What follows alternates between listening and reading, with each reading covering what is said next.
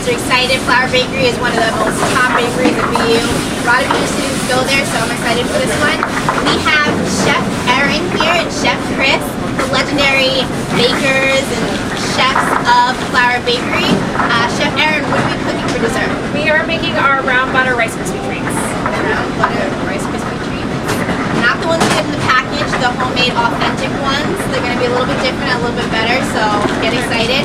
And Chef Chris, what are we making for our savory dish?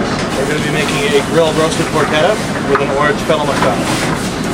Sounds delicious as well. So, how meals go, we're going to start with dinner first and then dessert. So, we're lucky enough to be doing not only dessert, but we're doing some dinner today as well. So, get excited.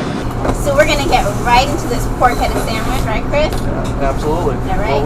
What we started with is we've taken some pork belly. Okay. Typically porchetta, it's an Italian pork roast. Okay. You can use any part of the pig that you want. I like belly because it's got the perfect combination of both fat and meat. And what happens is when we roast it, the meat's gonna kind of get basted by the fat as it melts. Okay. And it's gonna create like a beautiful tender, crust on the outside. And the meat's just gonna be tenderized and beautiful. It's To make for a juicy sandwich. Exactly. So what we've done is we've rubbed it with fennel, Okay. thyme, roasted red pepper, salt, black pepper, rosemary, Okay. and parsley. We've let it sit overnight so the flavors can kind of meld in there and kind of soak into the meat. Overnight. So you put it in the fridge overnight. Okay. Put it in the fridge overnight, and then what we're going to do is we're going to roll it, and then like so, it will fall apart when you put it in the oven. So we need to tie it off. So you don't have to do anything fancy. Once it's tied off, Okay. you're just going to put it on a sheet tray. All right. And then what you want to do is you want to preheat your oven 300 degrees, Okay. and we're going to let this go for 4 hours. 4 hours. Oh, beautiful. We're looking for beautiful color on the skin. We're looking for the meat's going to be nice and tender. As you can see, the fat's rendered down. And you guys can't smell this, but it smells amazing. And then what we'll do next is Do you let it sit for a little bit before you cut into it? any meat after it comes out of the oven, you want to let it rest Exactly. about maybe 15 minutes. 15 minutes. And before you cut into what it. happens is that just lets all those juices that have released out of it to go back into the meat. Exactly. So otherwise you're gonna end up with a dry piece of meat, which I mean is kind of unlikely for this because, like I said, it's pork belly, but it's just something that's prominently. Can't be dry. Yeah. Yeah. Wow. All right. I'm ready to cut in when you are. All right. All right. So to build the sandwich, Okay. what we're gonna do is we're gonna take one of our focaccia buns. We make these every morning. They're very popular. We actually use the focaccia dough. It's very versatile. We use it for our pizzas. We use it for our buns. We use it for our mini stuffed breads. It's Versatility. very versatile. I'm gonna cut this in half. We go through probably at this location maybe 100 of them a day, 120 of them a day. Other locations go through a couple hundred of them. But yeah, we just fly through them. So what we're gonna do is we're gonna add some arugula.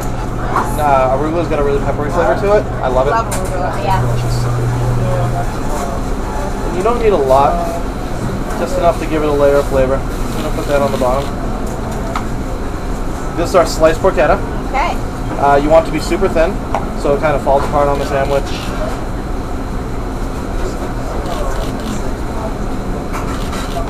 And then this is the finished mostarda. It's all cooked down. The liquid is syrupy. The mustard seeds have helped thicken it up. Mustard seeds contain a product called lecithin, and it helps thicken up sauces. And So stuff. you were in line. This is a nice, thick, hearty sauce. Exactly. And the fennel's cooked down. We're just going to put a nice, healthy scoop of that on there. This looks like fall. Just looking at it. It's delicious, and if you smell it, it's just got an incredible flavor. Too bad you can't smell. And then, now you could eat this as is, Okay. but we put it on our panini grill. Okay. Give a We little put toast to it. yeah, put it on the panini grill. Warm up all the ingredients. Put it on there for like maybe 2 minutes. And what you're left with This beauty right here. is that. Wow. And if you look on the inside, the fat's Show all it to the camera. melted. Look at that. I can smell the arugula.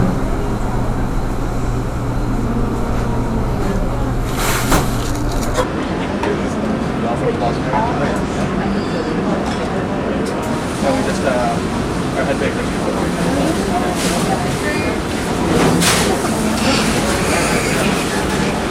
It's sweet, savory, peppery.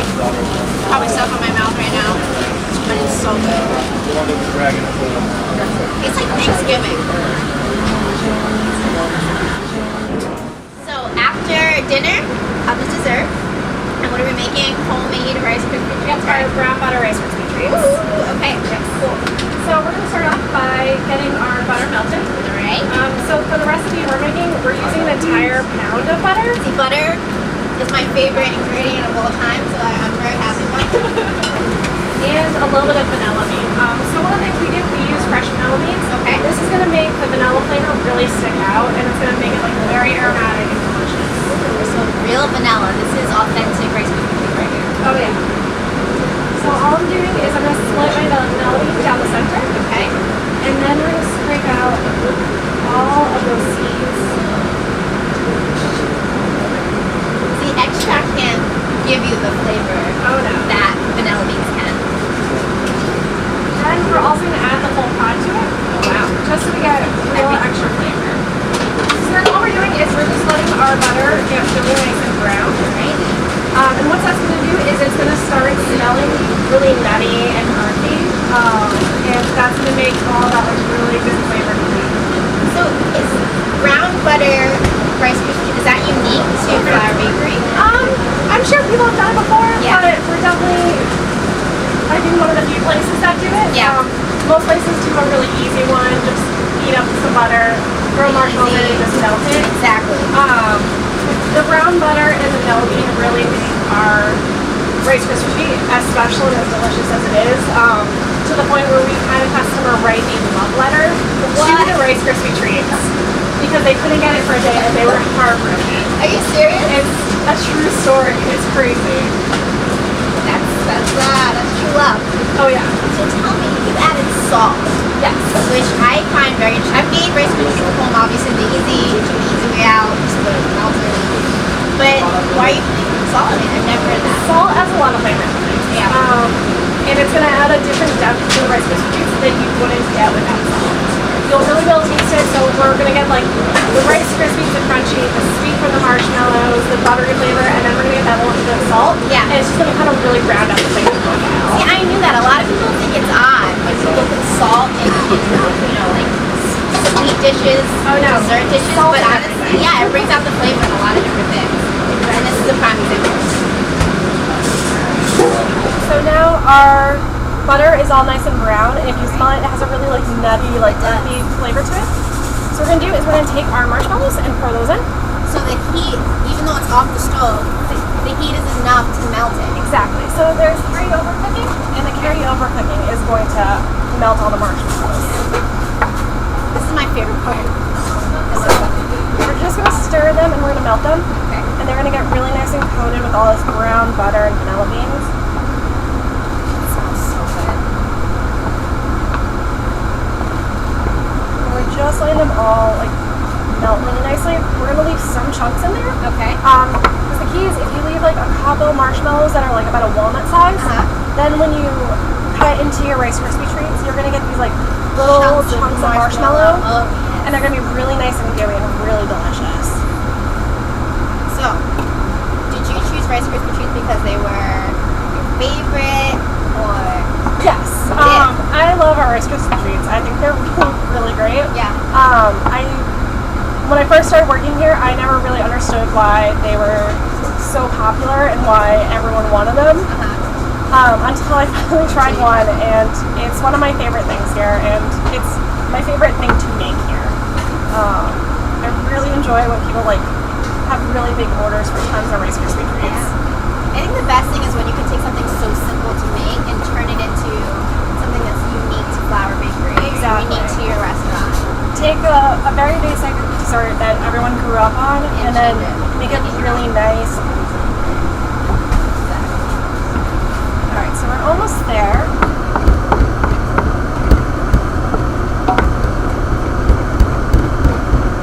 So about there, we have still some chunks, but not too many. Okay. So at this point, what we're going to do is we're going to grab our Rice Krispies, Now we're gonna start folding those. So Final event. exactly. So the key is when we're folding them in, we're going really lightly because we don't want to break any or like smash any of these Rice Krispies. If you smash them too much, what's going to happen is your Rice Krispie treats are going to get really dense and they're not going to be as fluffy. And this is where you get your arm workout for the day. Exactly. You need it for the gym. No, this is your arm day. All right, so then once we're all mixed, we're going to put it into our pot. Yeah.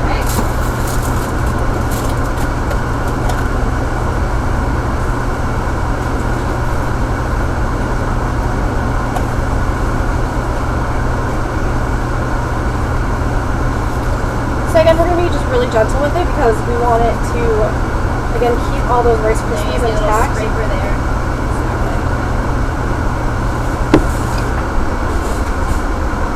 And then we're just piling it in.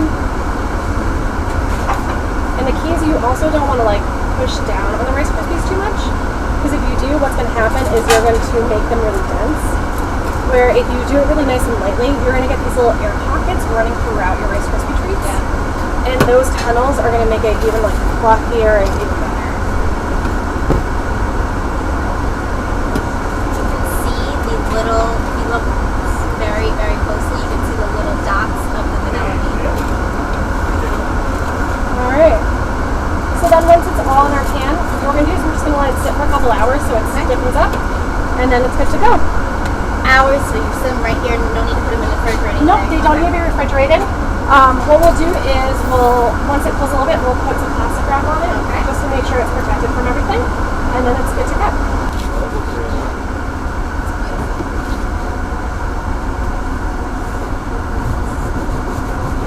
I need to get a picture of this.